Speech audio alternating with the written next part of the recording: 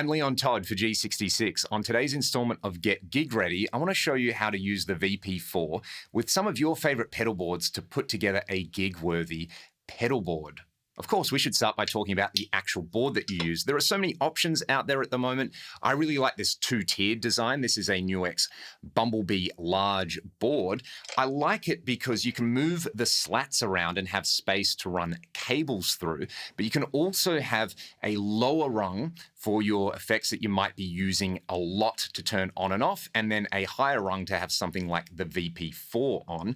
Furthermore, a power supply that can provide plenty of power to your pedals is essential. I have a Palmer pedal power supply in here, and I'm actually using a current doubling cable to power the VP4 on here. The VP4 requires 9 volts of power, 1 amp of current maximum on there. So they're the requirements that you want to stick to. I see so often people having problems with their digital pedals that boil down to the pedal not receiving enough power. You can get excess noise. You can have the pedal not functioning properly on there. That is not something you want to play around with in a gigging situation. So either use the power supply that the VP4 comes with or get a compatible power supply on there.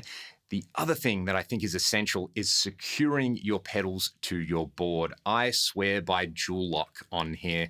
Once I started using Dual Lock instead of Velcro, my pedals moved around so much less, and I felt safe traveling with them. So many times when I was just using traditional Velcro on there, I'd put my pedal board in a bag, I'd put it in the car, I'd drive around and my pedals would be everywhere, or they'd start moving during a gig, which is not what you want. And Dual Lock as well is fantastic because you can run it across the length of the pedal board and you only need a few little pieces on here to get a super secure connection on there.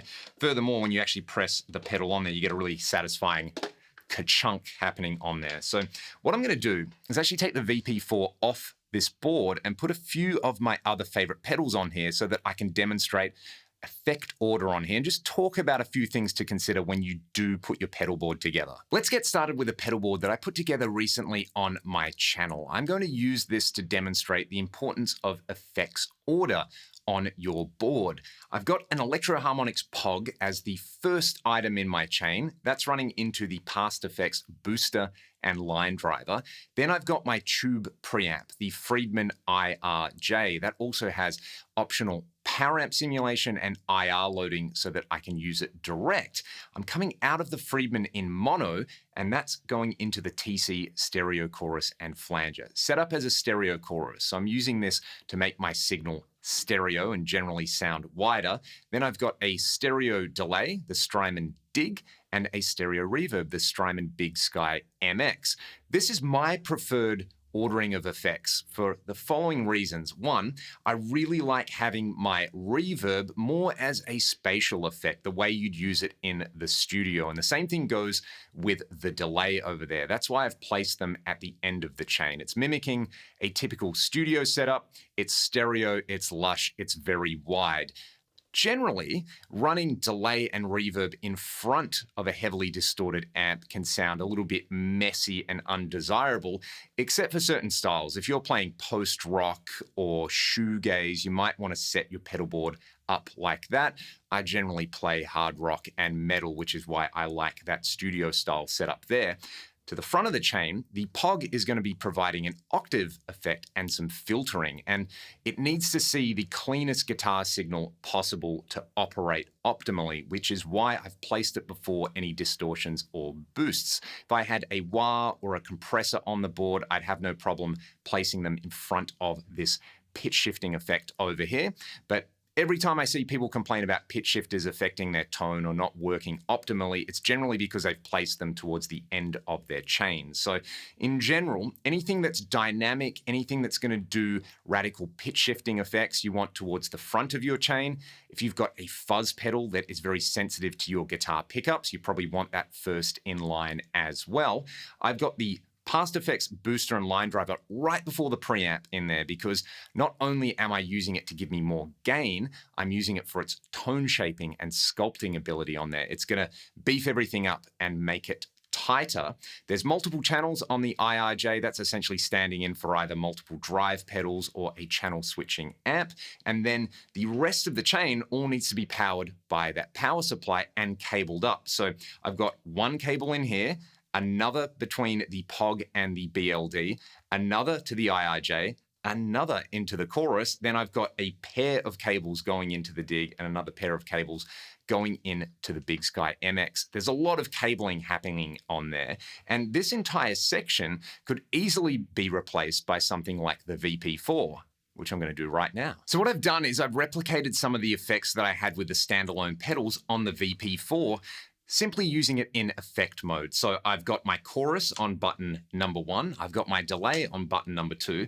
I've got a very subtle reverb on number 3. And then I've got a really large pitch shifted reverb on number 4. The nice thing about this as well is I get access to all the extra features of the VP4, like scenes. There's a tuner on here, so I don't need a standalone tuner. I can use expression pedals. If I wanted to integrate this with the 4-cable method, which we'll look at in a second, I could do that and add expression effects on there as well. But this to me is such a great hybrid rig where I've got a few pedals on here that have a very distinct character. I just like the way the POG sounds. I've been using it for years, and it's got a very unique interface with the sliders on it. The BLD is from a company I really like, and it just pairs really nicely with the IRJ, which gives me a great modded Marshall style sound, along with an interface that reminds me of my favorite amps. There's just a bunch of knobs on there, and I can use it either as a dedicated preamp into a power amp and cab, or I can use it direct. Then the VP4 is taking everything else and combining it into one package. I've got amazing stereo effects in there. I've got the channels feature in the blocks. I've got the scenes. So let's hear some tones on here. I set the IRJ up for a basic crunch. I'm gonna boost it with the BLD. I'm gonna add some filtering and octave style effects with the POG 2. Then we are gonna add some chorus delay and massive reverb on there. I am just gonna use a short plate style reverb to get started.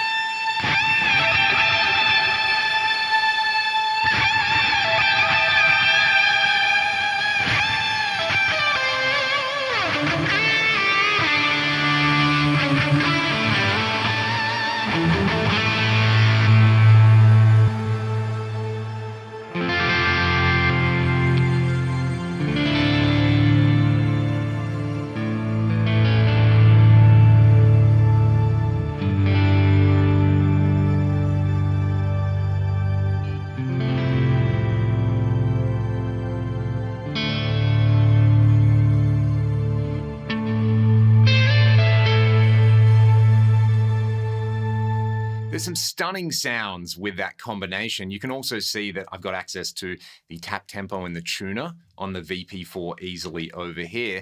Then if I want to make any adjustments on the fly to my core amp sounds or to the more complicated effect like the POG on there, I've got direct access to that. Whereas for me, a lot of the time, my reverb, delay, and chorus sounds, I don't change that much. So having them on the VP4 as a simple on and off switch makes a lot of sense. They're not going to be things that I'm really going to be playing too much with when I'm doing a gig. Whereas something like the Pog, I might want to have a pure octave down sound on it. And then if inspiration strikes me while I'm playing a solo, I could reach down and add the 2 octave up on there. I could use it as something that is playful. And that's a really important thing to consider when you're putting together a pedal board. It's that compromise between playfulness and inspiration. Something like the Pog is a pedal that has inspired me and continues to inspire me over many, many years. The IRJ works like an amplifier if you're somebody who's not used to the world of digital modeling and you've used, say, a Marshall-style amp or a multi-channel switching amp. We've looked at a couple of these things on previous Get Gig Ready episodes.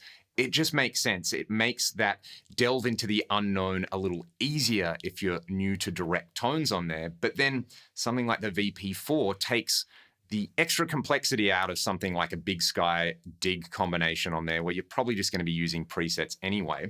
It saves you on cabling. It saves you on having to use a much larger power supply to power everything. There's a built-in noise gate. There's a built-in tuner. There's all these extra utilities that come with the VP4 on there. And like I said, it's also flexible. You saw me change some channels on the different effect blocks.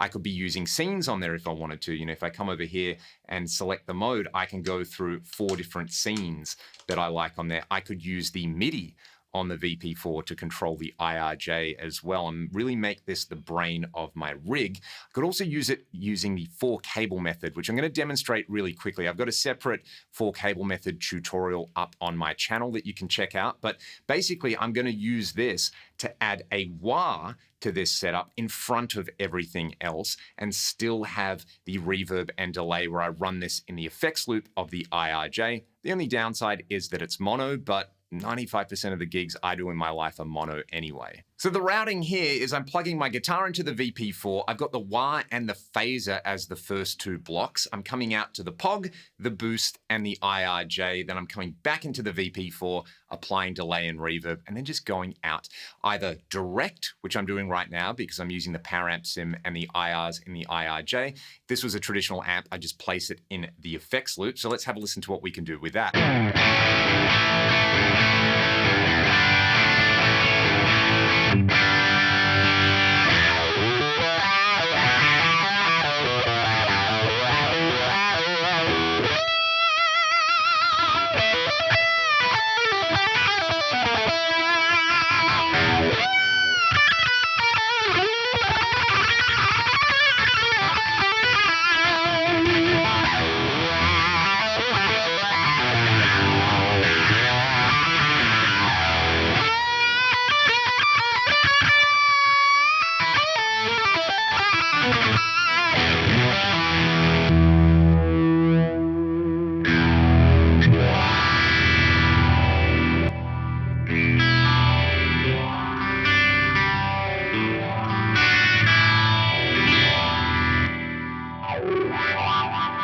My personal favorite combination is to use the VP4 for all the wet time-based effects. It just makes so much sense to me to keep everything stereo in the box, to cut down on excess cabling, noise, and power requirements, and to make full use of all the power of fractals, scenes, channels, and modifiers, and then add maybe 2 to 3 character pedals in front of that to have some fun with and to be inspired with. There's absolutely no reason, just because the VP4 is so powerful, that you can't use other pedals. That is what makes playing guitar so much fun. Variety is the spice of life, after all. If you've got a fuzz that you love the sound of, if you've got something like the Pog that continues to inspire you, chuck it onto your pedal board with your favorite pedals and then use the VP4 in conjunction with them and use the utility functions on the VP4 like the tuner, the noise gate, and the global EQ to make your rig even easier to use. And again, considerations like the type of board. I really like these 2-tier pedal boards where I can hide the power supply. Having a power supply that can provide plenty of clean power for your pedals,